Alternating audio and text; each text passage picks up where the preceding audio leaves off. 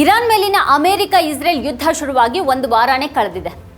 Donald Trump ಒಂದೆರಡು ದಿನಗಳದ್ದು ಅಂತ ಅಂದ್ಕೊಂಡಿದ್ದಂಥ ಈ ಯುದ್ಧ ಈಗ ಸ್ಪಷ್ಟ ಅಂತ್ಯ ಇಲ್ಲದ ಸಂಘರ್ಷ ಆಗಿ ಬದಲಾಗಿದೆ.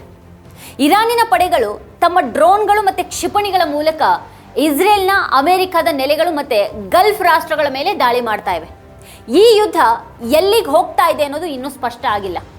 ಇಸ್ರೇಲ್ನ ಟೆಲ್ ಅವೀವ್ ಮೇಲೆ ಇರಾನ್ ಬೆಂಕಿಯ ಮಳೆಯನ್ನೇ ಸುರಿಸಿದೆ. ವಾಸ್ತವವಾಗಿ ಇರಾನ್ನ ಹೊಸ ಬ್ಯಾಲಿಸ್ಟಿಕ್ ಕ್ಷಿಪಣಿ ಖೈಬರ್ ಶೇಖನ್ ಅನ್ನ ಇಸ್ರೇಲ್ ಮೇಲೆ ಪ್ರಯೋಗ ಮಾಡಿದೆ. ಇದು ಒಂದಲ್ಲ ಎರಡಲ್ಲ 20ರಿಂದ 50 ಸಿಡಿತಲೆಗಳನ್ನು ಹೊತ್ತೊಯ್ಯಬಲ್ಲಂಥ ಕ್ಷಿಪಣಿಯಾಗಿದೆ. ಇದು ಇಡೀ ಪ್ರದೇಶದಲ್ಲಿ ವಿನಾಶವನ್ನು ಉಂಟು ಮಾಡಬಲ್ಲದು. ಇದನ್ನು ಹೊಡೆದುರುಳಿಸೋದು ಅಸಾಧ್ಯ ಅಂತ ಹೇಳಲಾಗ್ತಾ ಇದೆ. ದುಬೈನಲ್ಲಿ ಡ್ರೋನ್ಗಳು ಪ್ರತಿದಿನ ದಾಳಿ ಮಾಡ್ತಾ ಇವೆ ಮತ್ತು ಅವೆಲ್ಲವನ್ನ ಹೊಡೆದುರುಳಿಸೋದು ಅಸಾಧ್ಯವಾಗಿದೆ. US ಮಧ್ಯಪ್ರಾಚ್ಯದಲ್ಲಿರುವಂಥ ತನ್ನ ರಾಯಭಾರ ಕಚೇರಿಗಳನ್ನು ಒಂದೊಂದಾಗಿ ಮುಚ್ಚುತ್ತಾ ಇದೆ. ವಿಮಾನ ವಾಹಕ ನೌಕೆ ಆದಂಥ US ಅಬ್ರಹಾಂ ಲಿಂಕನ್ ಅನ್ನ ಇರಾನ್ ಈಗ ಗುರಿಯಾಗಿಸ್ಕೊಂಡಿದೆ ಅಂತ ಹೇಳ್ತಾ ಇದೆ.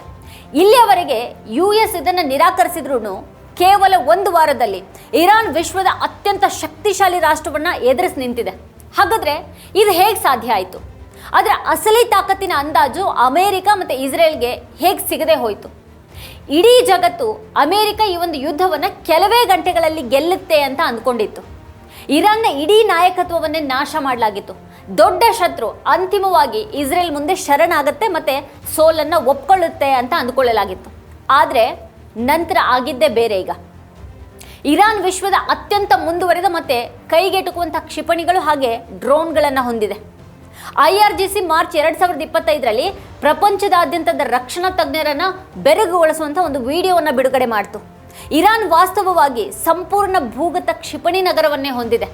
ಪ್ರತಿ ಕ್ಷಿಪಣಿಯನ್ನು ಅದರ ಉಡಾವಣಾ ವೇದಿಕೆಯಲ್ಲಿ ನಿಯೋಜಿಸಲಾದಂಥ ಒಂದು ಸುರಂಗಗಳನ್ನು ಹೊಂದಿದೆ.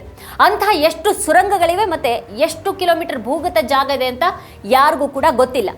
ಇರಾನ್ US ಮತ್ತು ಇಸ್ರೇಲಿ ಇಂಟರ್ಸೆಪ್ಟರ್ ಕ್ಷಿಪಣಿಗಳ ಸಂಗ್ರಹ ಖಾಲಿ ಮಾಡೋದಕ್ಕೆ ಹಿಂದೆ ಬಳಸ್ತಾ ಇದ್ದಂಥ ತನ್ನ ಹಳೆಯ ರಾಕೆಟ್ಗಳು ಮತ್ತು ಡ್ರೋನ್ಗಳ ಸಂಗ್ರಹವನ್ನು ಖಾಲಿ ಮಾಡ್ತಾ ಇದೆ ಅಂತ ಹೇಳಲಾಗ್ತಾ ಇದೆ. ಇಡೀ ಜಗತ್ತಿಗೆ ಮುಖ್ಯವಾಗಿದ್ದೇನು ಅಂತ ಅಂದರೆ ಅದು ಯುದ್ಧದ ವ್ಯಾಖ್ಯಾನವನ್ನೇ ಬದಲಾಯಿಸ್ತಾ ಇದೆ. ಸ್ಮಾರ್ಟ್ ಬಾಂಬ್ಗಳ ಮೇಲೆ ಸ್ಮಾರ್ಟ್ ಚಿಂತನೆ ಮೇಲುಗೈ ಸಾಧಿಸ್ತಾ ಇದೆ. ಇರಾನ್ನ ಡ್ರೋನ್ಗಳು ಅಮೆರಿಕಕ್ಕೆ ಟ್ರಿಲಿಯನ್ ಗಟ್ಟಲೆ ಡಾಲರ್ ಹಾನಿಯನ್ನು ಉಂಟು ಮಾಡಿವೆ. ನಿರ್ಬಂಧಗಳ ಹೊರತಾಗಿಯೂ ಇರಾನ್ ಈ ಡ್ರೋನ್ಗಳನ್ನು ಹೇಗೆ ನಿರ್ಮಿಸುವಲ್ಲಿ ಯಶಸ್ವಿಯಾಯಿತು? ಇನ್ನೂ ಬಳಸದ ಯಾವ ಸುಧಾರಿತ ಕ್ಷಿಪಣಿಗಳನ್ನು ಇರಾನ್ ಹೊಂದಿದೆ? ಖಾಮಿನೆ ಹತ್ಯೆ ಬಳಿಕ ಇರಾನ್ ಡ್ರೋನ್ಗಳು ಮತ್ತು ಕ್ಷಿಪಣಿಗಳೊಂದಿಗೆ ದಾಳಿಯನ್ನು ಮಾಡಿದಾಗ ಈ ಹಳೆಯ ಅಸ್ತ್ರಗಳು ಏನು ಮಾಡಿಯಾವು ಅಂತ ಅಮೆರಿಕ ಅಪಹಾಸ್ಯ ಮಾಡಿದ್ದಿರಬಹುದು. ಆದರೆ ಈಗ ಬಹುಶಃ ಇರಾನ್ ಬೇರೆಯದೇ ಆಟ ಆಡ್ತಾ ಇದೆ ಅಂತ ಅಮೆರಿಕಕ್ಕೆ ಗೊತ್ತಾಗಿರಬಹುದು. ಇರಾನ್ ಉಡಾಯಿಸ್ತಾ ಇದ್ದಂಥ ಡ್ರೋನ್ಗಳು ಮತ್ತು ಕ್ಷಿಪಣಿಗಳು ಅಗ್ಗದ ಬೆಲೆಯಾಗಿದ್ವು. ಮತ್ತು ಇರಾನ್ ಕ್ಷಿಪಣಿಗಳನ್ನು ಪ್ರತಿಬಂಧಿಸೋದಕ್ಕೆ ಅಮೆರಿಕ ತನ್ನದೇ ಆದಂಥ ದೊಡ್ಡ ಪ್ರತಿಬಂಧಕ ಕ್ಷಿಪಣಿಗಳಾದಂಥ ಪೆಟ್ರಿಯಾಟ್ ಅಂಥವನ್ನು ಉಡಾಯಿಸ್ತಾ ಇತ್ತು. ಅವುಗಳ ಮೌಲ್ಯ ಕನಿಷ್ಠ $1 ಮಿಲಿಯನ್ನಿಂದ $15 ಮಿಲಿಯನ್ ವರೆಗಿದೆ. ಇರಾನ್ ಏಕಕಾಲದಲ್ಲೇ ಹಲವಾರು ಡ್ರೋನ್ಗಳನ್ನು ಹಾರಿಸ್ತಾ ಇದೆ. ಇರಾನ್ USಗಿಂತಲೂ ಹೆಚ್ಚಿನ ಯಶಸ್ಸನ್ನು ಸಾಧಿಸಿದೆ ಅನ್ನೋದು ನಿಜ. ಇರಾನ್ನ ಯಶಸ್ಸು ಸಣ್ಣ ಸಾಧನೆ ಅಲ್ಲ. US ವಾಯುಪಡೆಯ ಯುದ್ಧ ವಿಮಾನಗಳು ಇರಾನ್ ಸುತ್ತಲೂ ಗಸ್ತು ತಿರುಗ್ತಾ ಇವೆ ಮತ್ತು ಇರಾನ್ ಉಡಾಯಿಸುವಂಥ ಯಾವುದೇ ಕ್ಷಿಪಣಿ ಅಥವಾ ಡ್ರೋನ್ಗಳನ್ನು ಮೊದಲು US ಮಿಲಿಟರಿ ನೆಲೆಯಿಂದನೇ ಪ್ರತಿಬಂಧಿಸಬಹುದು. ಅದರಿಂದ ತಪ್ಪಿಸ್ಕೊಂಡ್ರೆ ಮಾತ್ರ ಇರಾನ್ನ ಆ ಕ್ಷಿಪಣಿಗಳು ಮತ್ತು ಡ್ರೋನ್ಗಳು ಇಸ್ರೇಲ್ನಲ್ಲಿ ಮೈಲ್ಗಳಷ್ಟು ದೂರದಲ್ಲಿರುವಂಥ ಗುರಿಯನ್ನು ಹೊಡಿಬಹುದು. ಇರಾನ್ ಹಾರಿಸಿದಂಥ ಎಲ್ಲ ಕ್ಷಿಪಣಿಗಳು ಇಸ್ರೇಲನ್ನು ತಲುಪೋದಿಲ್ಲ. ಅವುಗಳನ್ನು ಹೊಡೆದುರುಳಿಸಲಾಗ್ತಾ ಇದೆ. ಆದರೆ ಇರಾನ್ ಇದನ್ನು ಮುಂದುವರಿಸ್ತಾನೆ ಇದ್ದರೆ ಶೀಘ್ರದಲ್ಲೇ ಅಮೆರಿಕ ತನ್ನನ್ನು ತಾನು ರಕ್ಷಿಸಿಕೊಳ್ಳೋದಕ್ಕೆ ಪ್ರತಿಬಂಧಕ ಕ್ಷಿಪಣಿಗಳ ಕೊರತೆಯನ್ನು ಎದುರಿಸುತ್ತೆ. ಇರಾನ್ ಉಡಾಯಿಸುವಂಥ $1 ಬೆಲೆಯ ಪ್ರತಿಯೊಂದು ಡ್ರೋನನ್ನು ಪ್ರತಿಬಂಧಿಸೋದಕ್ಕೆ US ಮತ್ತು ಅದರ ಮಿತ್ರ ರಾಷ್ಟ್ರಗಳಿಂದ $20ರಿಂದ $28 ವೆಚ್ಚ ಆಗುತ್ತೆ ಅಂತ ಹೇಳಲಾಗತ್ತೆ. ಈ ಆಟವನ್ನು ಇರಾನ್ ಸಂಪೂರ್ಣವಾಗಿ ಅರ್ಥ ಮಾಡಿಕೊಂಡಿದೆ. ಇರಾನ್ ಹೇಗೆ ಇದನ್ನೆಲ್ಲ ಸಾಧ್ಯ ಆಗಿಸ್ತು? ಸ್ವಲ್ಪ ಹಿಂದಕ್ಕೆ ನೋಡೋದಾದರೆ 2011ರ ಡಿಸೆಂಬರ್ನಲ್ಲಿ ಇರಾನ್ನ ಕಾಶ್ಮೀರ ಪ್ರದೇಶದ ಒಂದು ಸ್ಥಳದಲ್ಲಿ ಅಮೆರಿಕದ ಡ್ರೋನ್ ಪತ್ತೆ ಆಯಿತು. ಅದು RQ-170 ಅನ್ನುವಂಥ ಡ್ರೋನ್. ಆ ಸಮಯದಲ್ಲಿ ಅಮೆರಿಕದ ಅತ್ಯಂತ ಮುಂದುವರೆದ ಕಣ್ಗಾವಲು ಡ್ರೋನ್ ಆಗಿತ್ತದು. ಆದರೆ ಅಮೆರಿಕ ಅದು ತನ್ನದಲ್ಲ ಅಂತ ಹೇಳ್ತು. ಇರಾನ್ ಡ್ರೋನ್ನ ವಿಡಿಯೋವನ್ನು ಬಿಡುಗಡೆ ಮಾಡಿದಾಗ ಒಬಾಮಾ ಆಡಳಿತ ಅದು ತನ್ನದೇ ಅಂತ ಒಪ್ಕೊಂಡು ಹಿಂತಿರುಗಿಸೋದಕ್ಕೆ ಹೇಳ್ತು. ಇರಾನ್ ಆ ಒಂದು ಡ್ರೋನನ್ನು ತನಿಖೆ ಮಾಡಿ ಅದನ್ನು ರಿವರ್ಸ್ ಇಂಜಿನಿಯರಿಂಗ್ ಮಾಡ್ತು ಮತ್ತು ಅದರ ಆಧಾರದ ಮೇಲೆ 3 ಹೊಸ ಡ್ರೋನ್ಗಳನ್ನು ನಿರ್ಮಾಣ ಮಾಡ್ತು. ಮೊದಲನೇದನ್ನು ಶಹೀದ್ 171 ಅಂತ ಹೆಸರಿಸಲಾಯಿತು. ಅದು ಅಮೆರಿಕ ಡ್ರೋನ್ನ ನಿಖರವಾದ ನಕಲಾಗಿತ್ತು. ಹಾಗೆ ಎರಡನೇದನ್ನು ಶಹೀದ್ 191 ಅಂತ ಹೆಸರಿಸಲಾಯಿತು. ಇರಾನ್ ಇದಕ್ಕೆ ಕೆಲ ಗಮನಾರ್ಹ ನವೀಕರಣಗಳನ್ನು ಮಾಡ್ತು. ಮತ್ತು ಮೂರನೇದು ಸರಳವಾಗಿ ಕಾಣುವ ಆದರೆ ಅತ್ಯಂತ ಅಪಾಯಕಾರಿ ಶಹೀದ್ 136 ಕಡಿಮೆ ವೆಚ್ಚದ ದೀರ್ಘ ಶ್ರೇಣಿಯ ಮತ್ತು ಅಮೆರಿಕಾದಂಥ ಮಹಾಶಕ್ತಿಯನ್ನು ಹಿಮ್ಮೆಟ್ಟಿಸುವಂಥ ಕಾಮಿಕೇಜ್ ಡ್ರೋನ್ ಅಥವಾ ಆತ್ಮಹತ್ಯಾ ಡ್ರೋನ್ ಆಗಿದೆ ಅದು. ಈ ಡ್ರೋನ್ US ಗೆ ಎಷ್ಟು ತೊಂದರೆ ಕೊಡ್ತು ಅಂತ ಅಂದರೆ ಅದನ್ನು US ರಿವರ್ಸ್ ಇಂಜಿನಿಯರಿಂಗ್ ಮಾಡಿ ನಕಲು ರಚಿಸಿ ಲುಕ್ಯಾಸ್ ಅಂತ ಹೆಸರಿಡ್ತು. US ಇದನ್ನ ಆಪರೇಷನ್ ಎಪಿಕ್ ಫ್ಯೂರಿಯಲ್ಲಿ ಇರಾನ್ ವಿರುದ್ಧ ಕೂಡ ಬಳಸ್ತು. ಅಂದರೆ US ಇರಾನ್ನ ಡ್ರೋನನ್ನು ನಕಲ್ ಮಾಡಿ ನಂತರ ಅದನ್ನು ಇರಾನ್ ವಿರುದ್ಧನೇ ಬಳಸ್ತು. ಶಹೀದ್ ಡ್ರೋನ್ 180 ಕಿಲೋಮೀಟರ್ ವೇಗದಲ್ಲಿ 2000 ಕಿಲೋಮೀಟರ್ ದೂರ ಹಾರುತ್ತೆ. ಅವುಗಳನ್ನು ಯಾವಾಗಲೂ ಬ್ಯಾಚ್ಗಳಲ್ಲಿ ಉಡಾಯಿಸಲಾಗುತ್ತೆ. ಹಾಗಾಗಿ ಅವುಗಳನ್ನು ಪ್ರತಿಬಂಧಿಸೋದು ಅಷ್ಟು ಸುಲಭ ಅಲ್ಲ. ಆದರೆ ಡ್ಯುಯಲ್ ಎಂಜಿನ್ಗಳು 13,000 ಅಡಿ ಎತ್ತರದಲ್ಲಿ ಹಾರೋದಕ್ಕೆ ಅನುವು ಮಾಡಿಕೊಡುತ್ತವೆ. ಸುಮಾರು 36 ಕಿಲೋಗ್ರಾಂಗಳಷ್ಟು ಸ್ಫೋಟಕಗಳನ್ನು ಹೊಂದಿರೋದ್ರಿಂದ ಅಪ್ಪಳಿಸಿದ ಬಳಿಕ ಭಾರಿ ಸ್ಫೋಟ ಉಂಟು ಮಾಡಬಹುದು. ಇರಾನ್ ಮೊದಲ ದಾಳಿಯಲ್ಲಿ ಶಹೀದ್ 136 ಡ್ರೋನ್ಗಳು ಮತ್ತು ಝೋಲ್ಫಾಗರ್ ಶಾರ್ಟ್ ರೇಂಜ್ ಬ್ಯಾಲಿಸ್ಟಿಕ್ ಕ್ಷಿಪಣಿಗಳು ಮತ್ತು ಕಣ್ಗಾವಲು ಡ್ರೋನ್ಗಳನ್ನು ಒಂದರ ನಂತರ ಒಂದರ ಹಾಗೆ ಅಮೆರಿಕನ್ ಮತ್ತು ಇಸ್ರೇಲಿ ನೆಲೆಗಳ ವಿರುದ್ಧ ಉಡಾಯಿಸಿತು. ಇದರ ನಂತರ US ಮತ್ತು ಮಿತ್ರ ಪಕ್ಷಗಳ ಪ್ರತಿಬಂಧಕ ದಾಸ್ತಾನುಗಳು ಕಡಿಮೆ ಆಗ್ತವೆ ಮತ್ತು ನಂತರ ಎರಡನೇ ಅಲೆ ಬರುತ್ತೆ.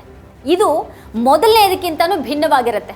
ಮಾರ್ಚ್ 2ರಂದು ಇರಾನ್ ತನ್ನ ಮುಖ್ಯ ಫಿರಂಗಿ ದಳದಿಂದ 100 ಡ್ರೋನ್ಗಳೊಂದಿಗೆ ಹೈಪರ್ಸಾನಿಕ್ ದಾಳಿಯನ್ನು ಪ್ರಾರಂಭ ಮಾಡುತ್ತೆ.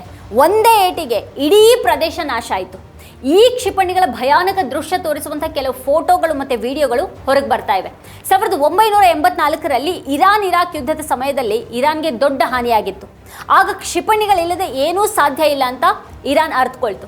ಮತ್ತು ಅದೇ ವರ್ಷ ಇರಾನ್ ಭೂಗತ ಕ್ಷಿಪಣಿ ನೆಲೆಗಳನ್ನು ನಿರ್ಮಾಣ ಮಾಡೋದಕ್ಕೆ ಪ್ರಾರಂಭ ಮಾಡಿತು.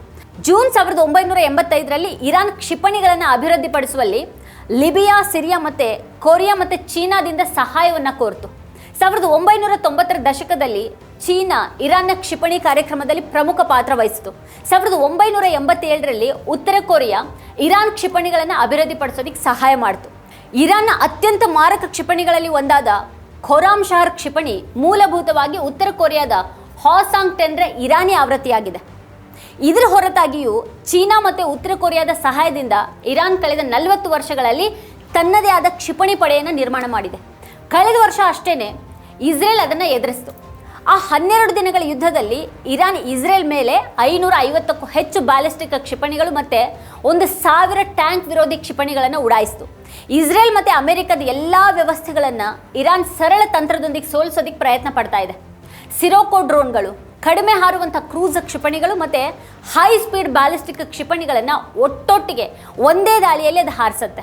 ಅಲ್ಲದೆ ಇರಾನ್ ವಾರ್ ಹೆಡ್ ಸ್ಪ್ಲಿಂಟರ್ ಮತ್ತು ಡಿಕಾಯ್ ತಂತ್ರಜ್ಞಾನವನ್ನು ಕೂಡ ಬಳಸೋದಕ್ಕೆ ಪ್ರಾರಂಭ ಮಾಡಿದೆ.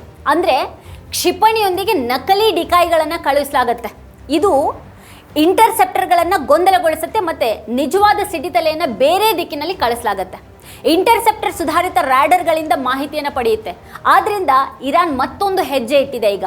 ಅದು ಖತರ್ನಲ್ಲಿರುವಂಥ AN/FPS 132 ರ್ಯಾಡರ್ನಂಥ ಅಮೆರಿಕನ್ ಇಂಟರ್ಸೆಪ್ಟರ್ ರ್ಯಾಡರ್ಗಳನ್ನು ಒಂದೊಂದಾಗಿ ನಾಶ ಮಾಡೋದಕ್ಕೆ ಪ್ರಾರಂಭ ಮಾಡಿದೆ. ಅದು ಈಗ ಇರಾನ್ನ ದಾಳಿಯಿಂದಾಗಿ ಸಂಪೂರ್ಣವಾಗಿ ನಾಶ ಆಗಿದೆ. ಒಂದು ಕಡೆಗೆ ಕಣ್ಣುಗಳನ್ನು ಕಿತ್ತಾಕಲಾಗ್ತಾ ಇದೆ, ಮತ್ತೊಂದು ಕಡೆಗೆ ಅಮೆರಿಕನ್ ಮಿತ್ರ ರಾಷ್ಟ್ರಗಳು ಮತ್ತು ಇಸ್ರೇಲ್ನ ಮದ್ದು ಗುಂಡುಗಳನ್ನು ಖಾಲಿಯಾಗಿಸಲಾಗ್ತಾ ಇದೆ. ಅದಕ್ಕಾಗಿಯೇ ಟ್ರಂಪ್ ಈಗ ಇರಾನ್ನಲ್ಲಿ ಕುರ್ದಿಶ್ ದಂಗೆಕೋರರ ಗುಂಪುಗಳನ್ನು ಬೆಂಬಲಿಸೋದ್ರ ಬಗ್ಗೆ ಮಾತಾಡ್ತಾ ಇದ್ದಾರೆ. ಈಗಿದು ಇರಾನ್ಗೆ ಗೆಲುವು. ಅಲ್ಲದೆ ದಂಗೆಕೋರರು ಕೂಡ ತಾವಿನ ಮುಂದೆ ಅಮೆರಿಕದ ಕೈಗೊಂಬೆಗಳಾಗೋದಿಲ್ಲ ಅಂತ ಘೋಷಿಸಿದ್ದಾರೆ. ಈಗ ಟ್ರಂಪ್ ಗಲ್ಫ್ ದೇಶಗಳಲ್ಲಿನ US ರಾಯಭಾರ ಕಚೇರಿಗಳನ್ನು ಮುಚ್ಚಬೇಕಾಗಿದೆ. ಅಮೆರಿಕ ಇರಾನನ್ನು ತಡೆಯೋದಕ್ಕೆ ಸಾಧ್ಯ ಆಗದೇ ಇದ್ದರೆ ಮತ್ತು ಎಲ್ಲ ಲಾಂಚರ್ಗಳನ್ನು ನಾಶ ಮಾಡೋದಕ್ಕೆ ಸಾಧ್ಯ ಆಗದೇ ಇದ್ದರೆ ಇರಾನ್ ಏನು ಮಾಡಬಹುದು? ಅಮೆರಿಕ ಮತ್ತು ಇಸ್ರೇಲ್ ಬಾಂಬ್ ದಾಳಿ ನಿಲ್ಲೋವರೆಗೂ ತಾನು ನಿಲ್ಲೋದಿಲ್ಲ ಅಂತ ಇರಾನ್ ಈಗಾಗಲೇ ಸ್ಪಷ್ಟಪಡಿಸಿದೆ.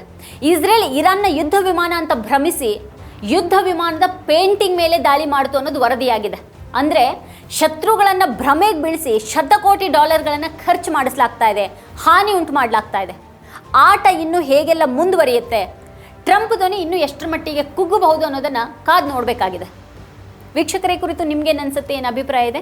ವಿಡಿಯೋ ಕೆಳಗಡೆ ಅದನ್ನು ಕಮೆಂಟ್ ಮಾಡಿ ನಮಗೆ ತಿಳಿಸಿ. ಇದೇ ಹೊತ್ತಿನ ಸ್ಪೆಷಲ್ ನೋಡ್ತಾ ಇರಿ ವಾರ್ತಾಭಾರತಿ.